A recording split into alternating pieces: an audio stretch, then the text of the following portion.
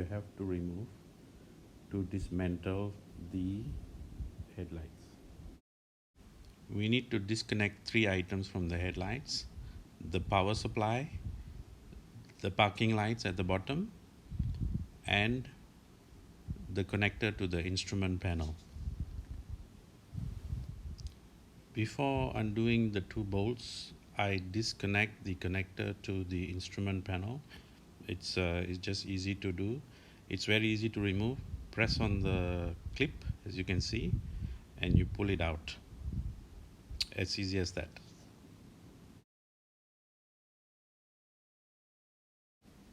So we now start to undo the 2 bolts, one on the right and one on the left.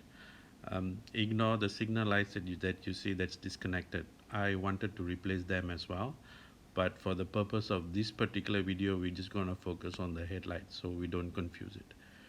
You do not have to remove the signal lights to remove the headlight. If any of you have concerns, they can be done separately. Once you remove the 2 bolts, you can see that you can move the headlight housing back and forth. The rubber pieces keep them snug, but it's easy to move them, as you can see from this video. As I mentioned earlier, you'll notice the parking light and the power connector at the bottom still holding the housing in place. The parking light is pretty easy to pull out. Give it a good pull and you can pull the parking light out as such.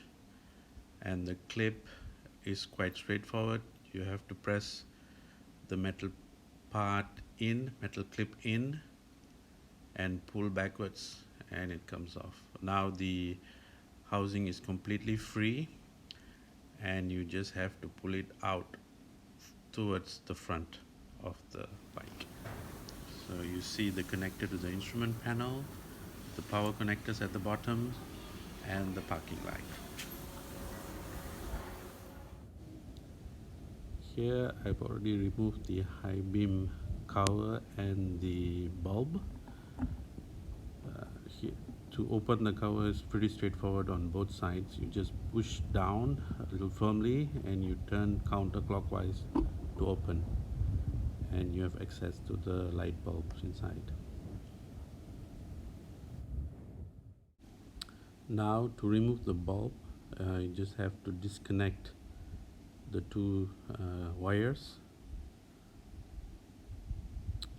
and then you use a screwdriver to undo the screw that's holding the clip in place, and when you undo the clip, the bulb comes right off.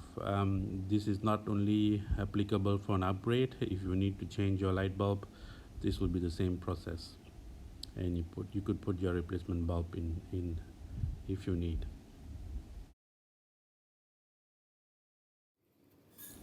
When I looked at the headlights carefully, I noticed there were some black spots. You can see why I'm pointing to them right now. They are on the inside of the headlight housing, so just wanted to give them a quick clean before I did install the new bulbs.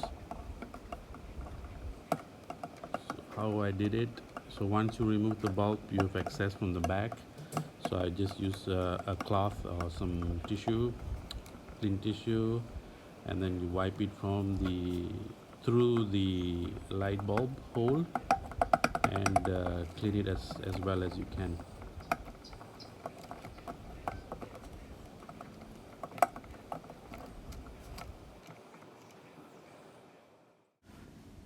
I got these LED upgrades a couple of years back, but I only managed to install the high beam. Now I want to make a complete upgrade for both the lights. You will see that the LEDs come with a cooling fins, fan built into them, and a capacitor as well. The holder itself comes off. You just have to push down gently and twist it counterclockwise, and you'll be able to pull the holder out. It makes for easier installation later.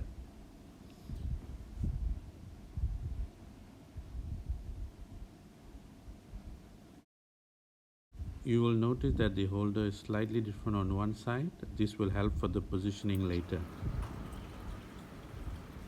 We will have to put the holder in first, and you will see that ridge sits in the place to position the holder.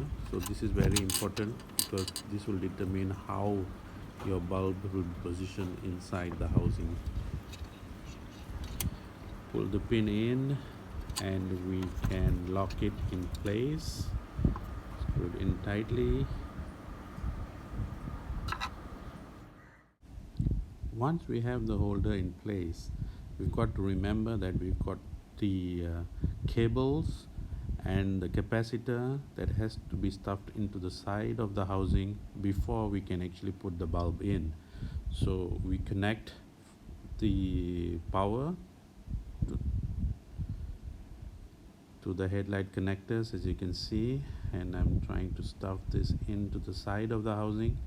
We want to look for some space at the side, at the center, because if you stuff it the wrong way, then you won't be able to adjust the headlight positioning up and down or left and right. And there's a lot of cable and connectors that you have to stuff in there. So once we're done with the initial connector and the cables, now we just need to connect the capacitor, which also has to be stuffed within that housing, whatever space we have. So we have to be careful how we position these connectors and the capacitor.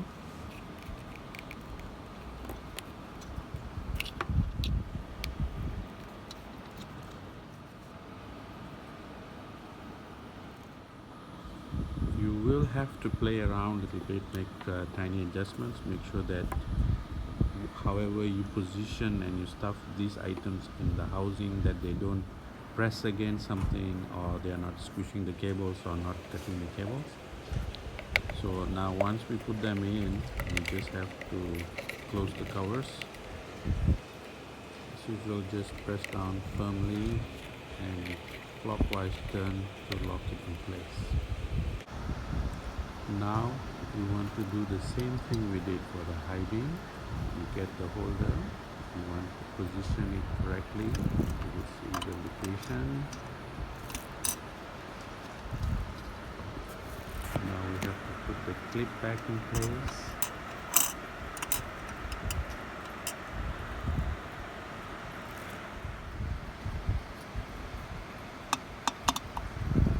Lock it in.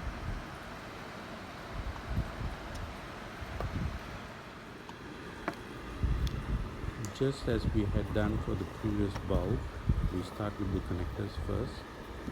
Once we put the holder in place, as you know, we need to again stuff all the cables and the capacitor on the side of the housing, inside of the housing.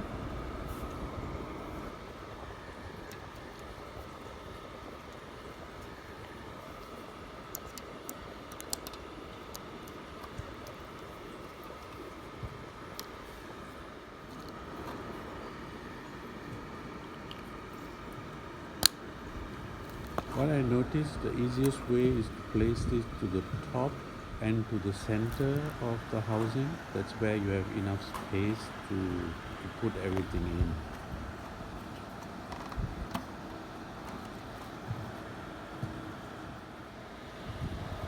Now to put the bulb in, again as before, put it into the position, turn until you click and lock it in place.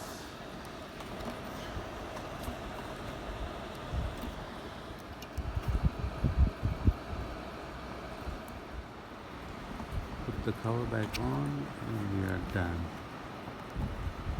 We reinstall the headlights again with the 2 bolts and positioning pin, and these are the